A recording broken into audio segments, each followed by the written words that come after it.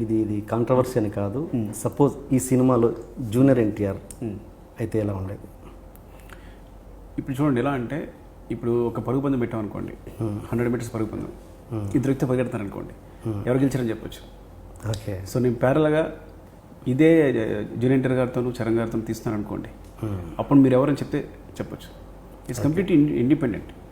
Yeah yeah. So ఒకళ్ళు చేసిన దాన్ని ఇంకోళ్ళు ఎలా చేస్తారని ఊహించుకోవడం కరెక్ట్ కాదు యాక్చువల్గా. Yeah yeah. Okay okay okay. డెఫినెట్గా తనైతే అన్యాయం మాత్రం చేసేవాడు కాదు, డౌట్ లేదు అందులో. యా. సో చెప్తే ఇప్పుడు డెఫినెట్గా రామ్ చరణ్, మహేష్ అవరు, Tarak, even because they're artist they're become stars అంతే, అంతేగాని. సో బట్ ఏంటంటే ఎప్పుడు మనం కంపేర్ చేయలేం. ఎందుకు కంపేర్ చేయలేము అంటే, ఇద్దరికి ఒకే పందెం పెడితే ఓకే, కానీ మనం సెపరేట్ తీస్తున్నాం. ఒకళ్ళు ఇంకో సినిమా తీస్తున్నాం, ఇంకో సినిమా తీస్తున్నాం. సో అది ఎప్పుడు కరెక్ట్ కాదు కంపేర్ చేయడం. Okay okay right. And Samantha విషయానికి వస్తే, ఒక పెళ్ళైన స్టార్ సక్సెస్ కొడుతుందని మనకు ఒక రికార్డ్ చెప్తుంది.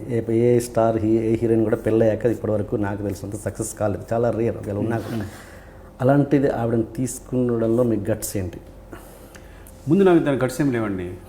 నాకు పెద్ద ఇష్టమై తీసుకున్న కూడా కాదు సమంతని.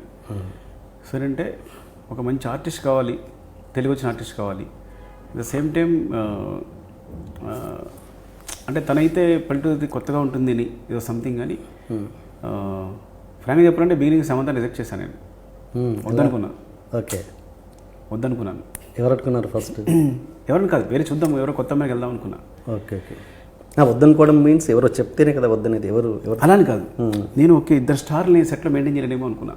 ఓకే. ఒక చరణ్ సమంత, నేను ఎప్పుడు ఆ సెట్లో డైలాగ్ రాసే బాబుతో నేను రాస్తూ ఇద్దరిని వెయిటింగ్లో ఉంచి, ఓకే, అంటే ఇద్దరికి వెళ్ళి మళ్ళీ సారీ చెప్పుకుని, లేదు కొంచెం లేట్ అయిందని ఇద్దరికి చెప్పుకునేమో ఒక స్టార్ చాలు. Of course Charan is very sweet, is down to earth, నన్ను ఎప్పుడు ఇట్లా ఎవరు ఇద్దరు కూడా సమంత కానీ వచ్చే తెలిసింది వాళ్ళంతా మామూలు జూనియర్ ఆర్టిస్టుల కన్నా ఎంత ఈజీగా డీల్ చేయొచ్చు వాళ్ళని, వాళ్ళంతా స్వీట్ అనే విషయం నాకు ఎప్పుడు వాళ్ళతో వర్క్ చేస్తాం తెలుస్తుంది కదా, ముందు తెలియదు కదా. అందుకు టెన్షన్ పడ్డాను, అప్పుడు ఇద్దరు స్టార్స్ వద్దు, నాకు ఒక స్టార్ చాలని. అలా అనుకున్నందుకు గాను సమంత ప్రతిసారి తను ఇచ్చిన పర్ఫార్మెన్స్ ఇచ్చినప్పుడు నాకు ఫటాఫట కొట్టినట్టు అయింది. అంటే తను వచ్చి ఒక మంచి ఎక్స్ప్రెషన్ ఇవ్వగానే బాగా చెల్లెని కొట్టినట్టు అయింది అనమాట. అంటే తను చేసే ప్రతి పర్ఫార్మెన్స్, ప్రతి ఎక్స్ప్రెషన్ నన్ను కొట్టినట్టే అయింది. అంటే అంత బాగా చేసింది, అంత ఇంప్రెస్ అయిపోయాను. అందుకని ఆడియో ఫంక్షన్ చెప్పాను, తనతో సినిమాలు తీస్తూనే ఉండాలని. ఆ లైఫ్ లాంగ్ తను 30 years వస్తే 30 years ఉన్న అమ్మాయిలాగా, 40 years వస్తే 40 years ఉన్న అమ్మాయి తీస్తూనే ఉండాలనిపించింది చెప్పాను. అంటే అంత ఇంప్రెస్ అయిపోయాను. ఇద్దరు ది బెస్ట్ అండి, రామ్ చరణ్